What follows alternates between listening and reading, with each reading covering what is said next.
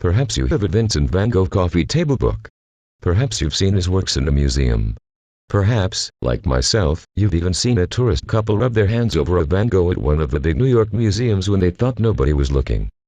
But that cursory knowledge makes you a potato eater compared with the familiarity of someone who spent over half a decade researching at the museum devoted to the artist in his works, or a lifetime sharing his name. As part of this year's commemorative Van Gogh celebrations, based around the 125th anniversary of his death, the Van Gogh Museum in Amsterdam just opened their blockbuster exhibition Munch Van Gogh, which pairs the Dutch and Norwegian artists together to highlight the little-known similarities of the two European masters. In anticipation of this exhibit, the Van Gogh Museum in Amsterdam offered the Huffington Post access to multiple employees, including Tim Mietendorp, a key researcher for the museum, and Willem van Gogh, born with the first name Vincent, an ambassador for the museum and the great-grandnephew of the beloved artist.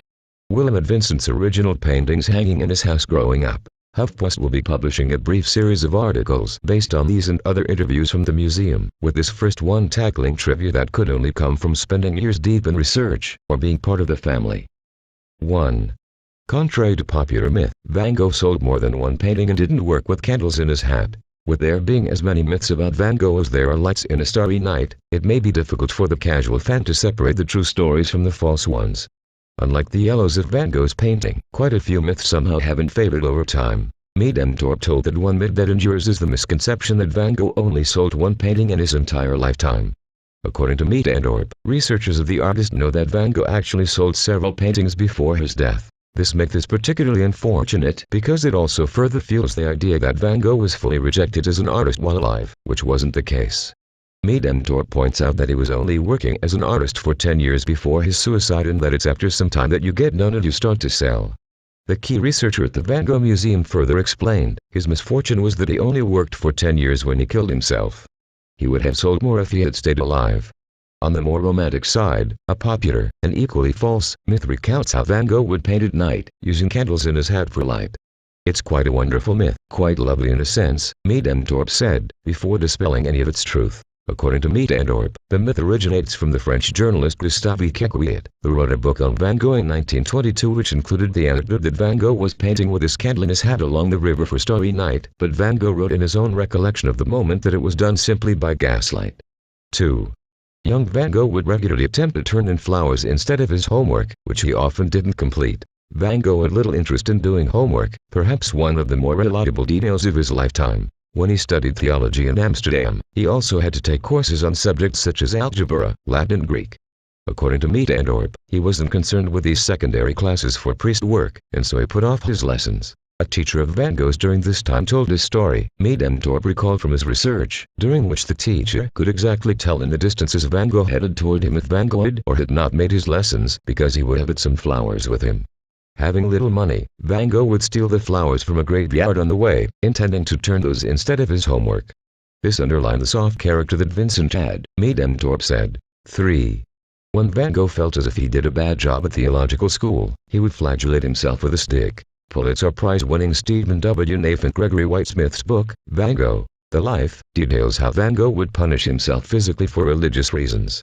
Some claims from the book include Van Gogh going into storms without an overcoat, only eating black rye bread and sleeping on a walking stick. Although the Van Gogh Museum disagrees with a widely publicized section in Van Gogh, particularly chapters in which the authors claim that Van Gogh didn't commit suicide and was murdered, Mietendorp did talk about Van Gogh's surprising propensity for self-harm. Mietendorp said that Van Gogh would sometimes hurt himself or punish himself if he was not making lessons, an account that also comes from the aforementioned teacher in Amsterdam. 4. Van Gogh's love life was often complicated, but when he fell for a cafe owner while penniless, he won her over by dedicating new flower paintings to her, rather than buying the real thing. Willem van Gogh told HuffPost of a story he likes very much, involving an affair his great-granduncle had with an older ex-model who ran a Parisian restaurant called the Café de Tambourine. As the great-grandnephew tells it, Van Gogh became enamored with Augustina Scatori and eventually made a portrait of her, pictured above left, with Jean-Baptiste Camille Carrot creating the other.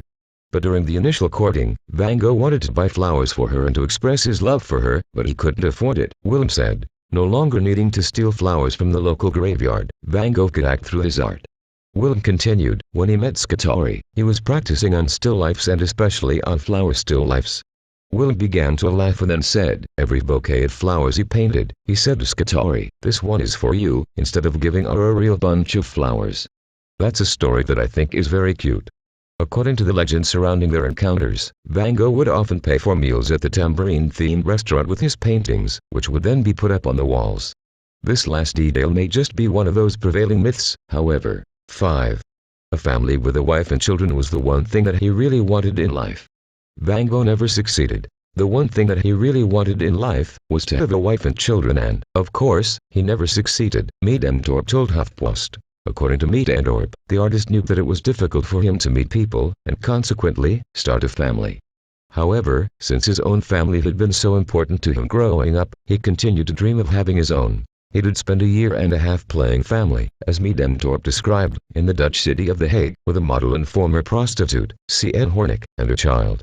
After this relatively long relationship, though, Van Gogh's broader relationship with women was more difficult and much shorter, said Middendorp. The artist had happy but mixed feelings that his brother, Theo, was able to achieve such a family. When Theo told him he was going to have a son, Vincent van Gogh painted the now famous almond blossom and gifted it to the couple. Willem van Gogh told that this work, which was dedicated to his grandfather, is a particular favorite of his descendants.